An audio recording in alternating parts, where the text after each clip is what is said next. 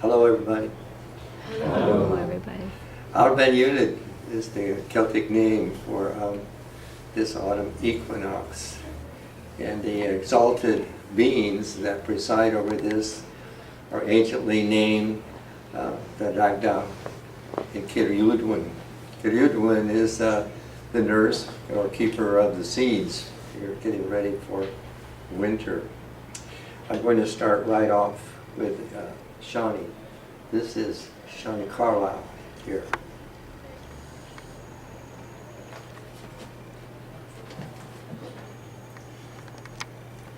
An incantation of Shawnee. I am an incarnate spirit from the mysterious deep. Invoke then, people of the sea, invoke the poet, that he may compose a spell for you. For I, the Drug, who sets out the letters in Ogam.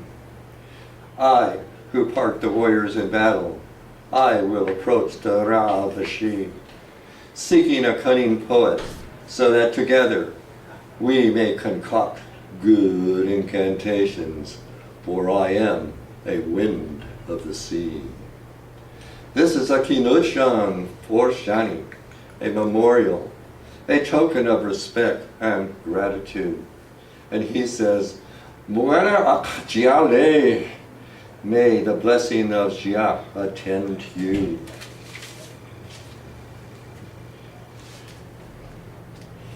Starting off with the Celtic studies, I had substantial studies in Celtic history in college, you know, from Hallstatt culture and all the way across. The name Celtic is coming from a Celtic word, actually, the Coyote, meaning the woodlanders.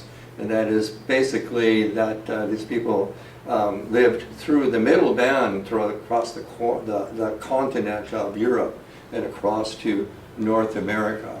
I'll mention in a minute the people in the northern conifer ground. And that's the main thing. Shawnee is a erudite scholar, I would say, of the Gaelic language and an embodiment himself of the mythical core of the ancient Celts. And that's, you know, what we have here. This here in my display, these are actually petroglyphs that are there in the area we call east of Ridgecrest, or petroglyph canyons. There's a few canyons there. There are utterly thousands and thousands of these engravings there, and some of them are clearly Celtic. The anthropologists more recently are calling some of these shaman, like the poem I read a little while ago. Well, maybe they're druids. Druid is the kind of French Latin pronunciation. Droch, more like dragon, is more like the old one there. And I'm coming at this in this theme this time about the sun, the sun and the sky, and humans' engagement, interactions, and cultures with the sun. And I started last week here. This one I made a small replica of. It's called Ogma Magrain, you know, meaning he is the youth or the son of the sun. Guren, actually pronounced Guranir. And then this is the sequel. He is the inventor of the Ogam, we call it Oyam or Ogam, where instead of a phonetic system, the system is made more digital. You know, 1 for B, 2 for L. It goes like that. Strokes, usually vertical strokes. And he's the inventor, and he's holding his name, Ogma, in the consonant letters of G and M in his hand. Now he learned this by looking into the face of his mother, the sun, Gurenir, and he saw her eyelashes, and that's what's figured around his head. The sequel to this, amazingly, now this engraving on the rock is at least this tall, maybe even taller than this. This one here is just about the actual size, but the sequence is, this whole thing is, your efforts will reward you. And so she awarded him her golden eyelash. That's what is here. So this is the sequel. And that's the whole theme here, is your efforts will reward you. And just to show that whoever carved these had to be the people we were calling Druids. Now, Shawnee, while I learned all of this thing of the history of the Celts, the particular of the British Isles has come from Shawnee, except I had courses in the Book of Kells. So all of the Gaelic language and the myth, for me, has all come from him and the spirit of him. So that you know that that's where all of this is coming from. So like Shawnee himself, only a person that was that learned could have made these engravings. And these aren't the only ones. Practically the whole pantheon. Now the main characters, you know, Granir and Dagda, Oma, Angus, all of these have come from an earlier pre-Celtic people. So that's what I'm saying. North of the middle band of Europe, you have the conifer forest. And that even stretches over, you know, to North America. And these people are the Samoy, or the Finno-Ugric. And it's very interesting because that's where the names for these deities have come from. The nature or character of the Samoy language is agglutinative. That means that the morphemes retain their meanings and form even though they're moving into another language, so such as Gaelic. I find that incredibly interesting, and that's how I could realize the incredible antiquity of these Celtic deities. It's actually the Tudidon who came from sort of the Levant and that region there, migrated to Ireland and took over. They're like, you know, the golden people of the Celts, the Tudidon. And they were able to take in all of this and transform it. They may have even continued building some of the huge monuments there, the shrines and dolmens, like that. But the earlier people, the Dagda here, is like, you know, the good father. He is the most primal and the most ancient character. His principal attribute is the cauldron I have here. Now the cauldron really in Gaelic is a corrig. It's a caldera in the earth, you know, maybe a volcanic crater or something. And that's his principal attribute, which is later, you know, carried on into this article of the this pale cauldron we call it. He is originally what we'll just plainly say a sun god. But he bears such an ancient concept. That's what's so interesting about this whole thing. And this korak, this cauldron he has, you know, is constantly giving forth food. You know, it's a constant source of food. It's that the relation to the sun and to the earth is there. We still have that in Native America there. So, and just to show you how all of this actually works. I knew this a long time ago, but I didn't realize the full implication until Shawnee himself passed over to the other side. When he passed over to the other side, then it illuminated to me the whole meaning of this. For he himself is the Dagda. And in the cycle, the Dagda, every once in a while, comes among us, and from each of us, he will say, gathers a spore. And these spores, he returns back to Unwin, back to the source. Where when we leave this world, then the spores for our continuation will be there. So we continue, and we continue that way. Now, for that, in the ancient concept, anybody who passed away had to go through a maze, you know, in order to get to the other side, and there's different versions of that. So that, you know, is actually a principle here. At first, Kathleen and I and Claudia, there we were in the Petrified Canyon, and at that point, a docent was accompanying us. and he wanted to show me something. He kind of took me up a slope to show me some rocks. And then what he wanted to show me was exactly this maze. I'm going to tell you what it is. This maze he was showing me, it was about this big. And why he was showing me, because he definitely spent time there looking at things, that it was so old. It was so old that the rock was blackened with its patina. And that what really caught him was that ever since it had originally been carved, the stone itself had cracked and sort of fractured. So that told him it had to be really, really ancient. So that's very interesting.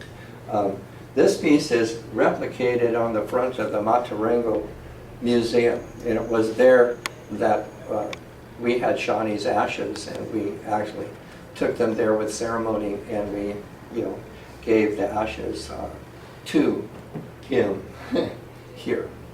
Now, the descent into the maze is entering in to the third circle, and it winds around, and it goes up to the second, and then to the first. It comes around to the first, and then it goes down to the fourth.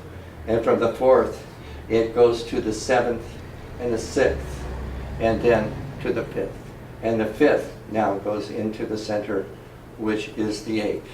So that will show you that this is made by a knowledgeable person we call Druid of the Gaelic language and of what we're calling the ancient Celt.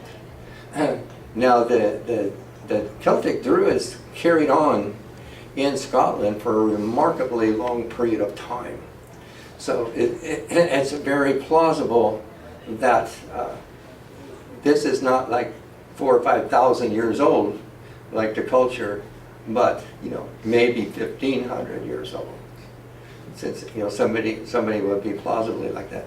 The Welsh also continued. The nature of the country of Wales and Scotland are similar. They're very, very rugged, and so not susceptible to invasion and occupation of others. But in Wales, it continued in the form of bards. They kept the lore of the Druids going on in that manner of bards. This piece here is on a rock. The rocks there in this region are very broken and very flat, so very susceptible to making these engravings there. But if it was in Scotland or Ireland, it would be called Moot Hill. Moot Hill is where people come to the Druid for counsel, legal matters counsel.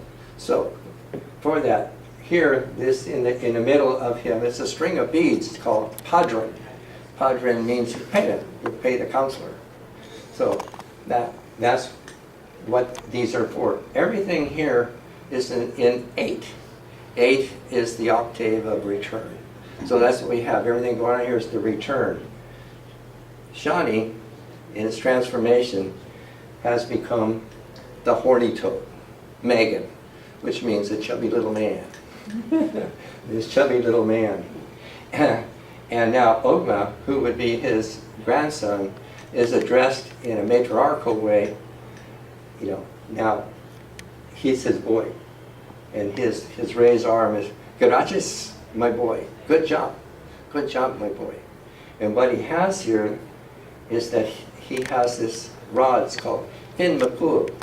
That's another from the Samoa language. Fin Mapul. Fin means white of the hazelwood rod. This one I have here, this is a willow. Looks the same, but the hazelwood secretes, it looks like milk. You take the bark off, and that's the elixir for the immortal. People shouldn't drink it because they will not live. And that's what he's doing. He's suckling now Shawnee, the horny toad, on his return. Over here, in this case, he's holding a slagan. A slagan, this one's from the South Pacific. It's a net minder. With his name there, it would obviously say, Ogma is a true measure. You like that. And the snake is also a working image for the sun. It's also called, the Druid's pet. And down here, like this, This is called a glane. A glane is actually a glass ball, but it's figured as the egg of the serpents. It's believed that the serpents would mass together and make this saliva and form it. I had a student up there in Nevada who found one in a cave.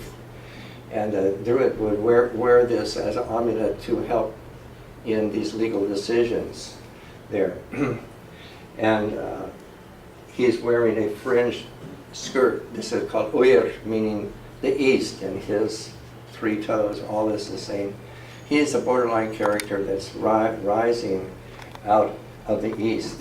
And his ears here, Dwellies, who did our main Scotch Gaelic, went around personally and gathered all of this. Up to then there wasn't any Gaelic dictionary. But the system they call sheep cuts.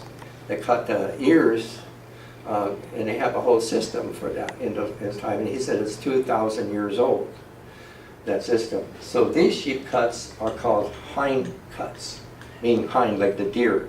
You cut the lower half of the sheep ear off. And here it's all to, I would say, point in to the center, into the center. There, that's the source, the Tor. The Tor in the British Isle in Glastonbury is a very large, steep hill, and it has this maze cut into it. And then at the top, it had a funnel to go down, and underneath is what's called Glastonbury, the place of glass, the stalagmites, and that's the burial of King Arthur. And I think Winterbear is there. The occupying Christians have done everything to obliterate this. They kept building churches on the top, and the earth kept shaking them down. They filled in the hole. They boarded up the glass cave. They've done everything. Now I think there's maybe a tower on top called Michael's. But evidently, so that's what the Tor is. The Tor is a hill in Glastonbury with this maze on it, just like that. I put this here because Kiryudin is also the partner with him in this autumn equinox. So here I have an ancient image of one of the ancient goddesses this way. Down here in the bottom, this is to represent an alcove where there is a painting in there, and there's a hole, kind of an aperture above, kind of over to the side here, that here in the autumn equinox at 8 o'clock in the morning, this beam of light, sunlight, comes down and lights up this little painting on the wall. That's why I would have that there. And this character over here, he looked like a good autumn equinox type person to be here. So that's why I brought him. One more thing. Well, it's totally evident that so-called Celtic people have been here in Turtle Island for a very long time, very long ago, and have made engravings and everything all over the place, because these are here. They're not over across the ocean. Where did they go? Well, as far as I know, they're the people that's being called the Navajo. Whether their language is the native or not, I cannot discern. But I certainly do find the Gaelic and the whole, what I call the whole ancient Celtic pantheon. In Navajo, as Yevichi, our ceremonial grandfather, our maternal grandfather.